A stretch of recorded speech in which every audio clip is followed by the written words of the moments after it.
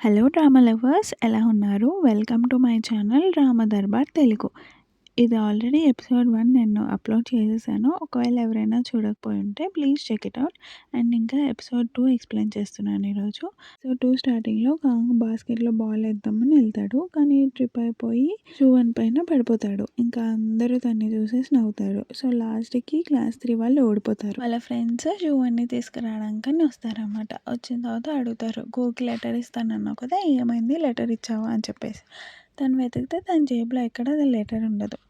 వాళ్ళ పేరెంట్స్‌తో తను తింటూ ఉంటే వాళ్ళ అమ్మ అడుగుతారు, "ఏంటి నువ్వు కాన్‌స్టిపేషన్ పౌడర్ తీసుకెళ్ళావేంటి? ఏమైంది? నీకు కాన్‌స్టిపేషన్ వచ్చిందా?" అని. "నువ్వు కాఫీలో కలిపావు కదా ఆ పౌడర్" అని వాళ్ళ అమ్మ అంటది. అయితే అప్పుడు అర్థమవుతదనమాట తనకి గూకి ఎందుకు ఇలా వచ్చిందని.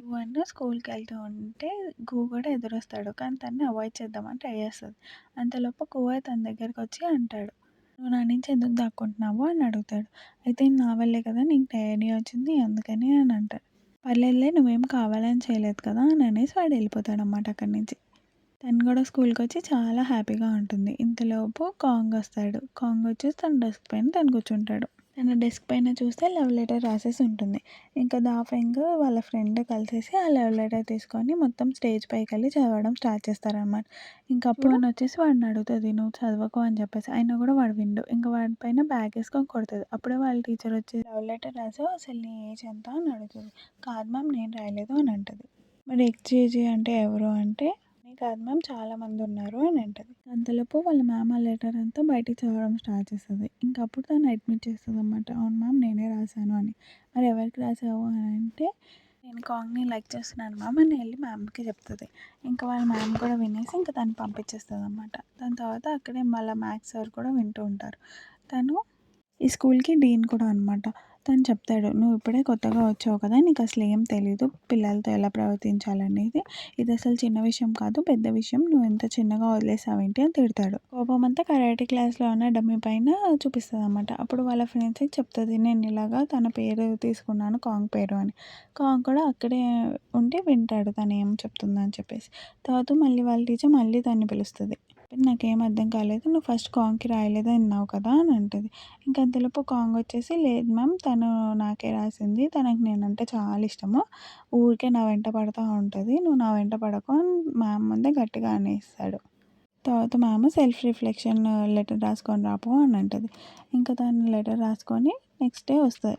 స్కూల్‌కి వస్తూ ఉంటే రెడ్ సిగ్నల్ పడినా కూడా తను క్రాస్ అవుతదని చెప్పేసి తనకి పనిష్మెంట్‌గా, "నువ్వు అక్కడే నుంచో, ఎవరైతే రెడ్ సిగ్నల్ దాటుతారో నీ ప్లేస్‌లో వాళ్ళని పెట్టేయి" అని అంటాడు. దాని తర్వాత కాంగ్ వచ్చి తన ఫోటో తీస్తూ సిగ్నల్ దాటేస్తాడు. ఇంక తిను దాటాడు అని చెప్పేసి తనని పెట్టేసి ఇది నడుచుకుంటూ డాన్స్ చేసుకుంటూ వెళ్తది. ఇంతలోపు తిను ఏదో అంటాడు. తను అక్కడే నుంచుండిపోతది. అక్కడే నుంచుండిపోయిన తర్వాత తిను మళ్ళీ రెడ్ సిగ్నల్ దగ్గర నుంచుంటది కాబట్టి తినకి ఇస్తాడనమాట.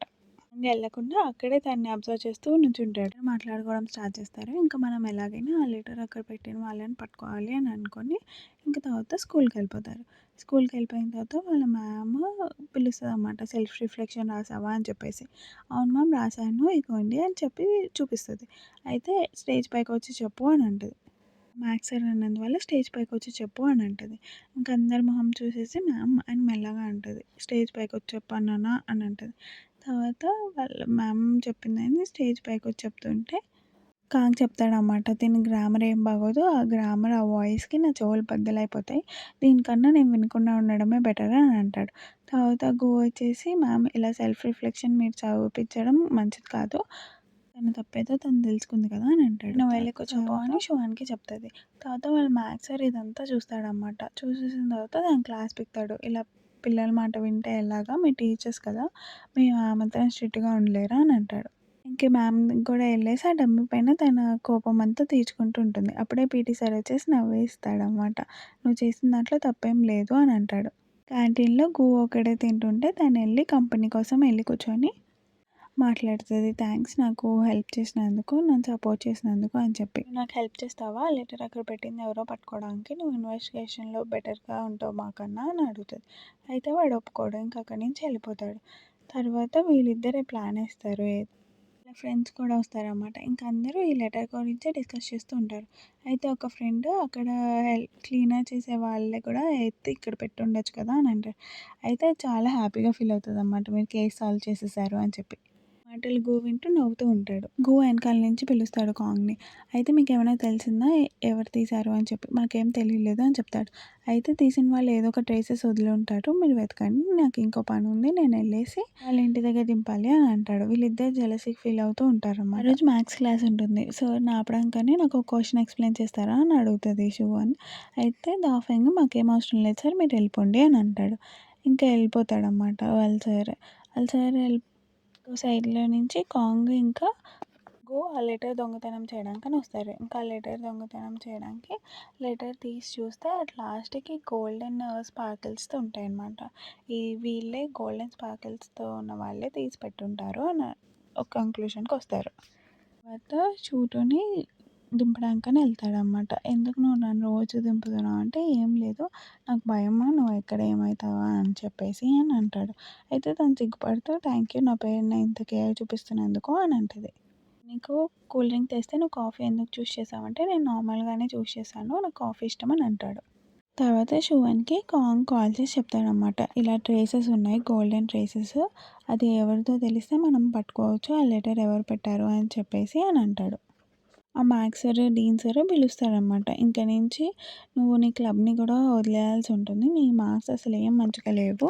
నువ్వు క్లబ్‌లోనే పట్టుకొని ఉంటే నీ మార్క్స్ అసలు ఇంప్రూవే అవ్వవు అని అంటాడు. నీ క్లబ్‌ని మొత్తం డిస్మాంటిల్ చేసేద్దాము అని అంటాడు. ఇంకా వీళ్ళకి ఏం చేయాలో అర్థం కాదు.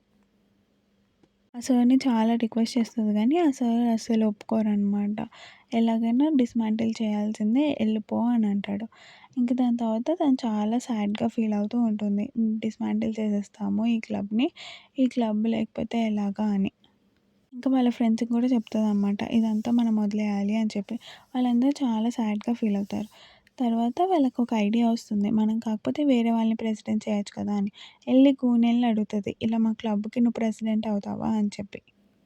ఫ్రీగా ఏం అవ్వక్కర్లేదు. మనిద్దరం కాంపిటీషన్ పెట్టుకుందాం. ఒకవేళ నేను గెలిస్తే నువ్వు ప్రెసిడెంట్ అవుతావు. ఒకవేళ నువ్వు ఓడిపోతే మనం క్లబ్‌ని డిస్మాంటిల్ చేసేద్దాము అని అంటది. దాని తర్వాత వాడు చాలా ఆలోచిస్తే ఒప్పుకుంటాడు లాస్ట్‌కి. ఒప్పుకొని ఇంక అక్కడి నుంచి ఎళ్ళిపోతాడు.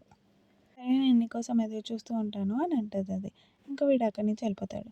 తర్వాత తిను ప్రాక్టీస్ చేస్తా ఉంటది. ముందు కెమెరా పెట్టుకొని గూకి నా ఫేస్ ఎలా కనిపిస్తుందో అని ముందు కెమెరాతో ప్రాక్టీస్ చేస్తూ ఉంటుంది. అప్పుడే కాంగ్ వచ్చి అంటాడు. తను ప్రాక్టికల్‌గా ఆలోచించే మనిషి. నువ్వు ఎలా కనిపిస్తావు అన్నది తనకి సంబంధం లేదు.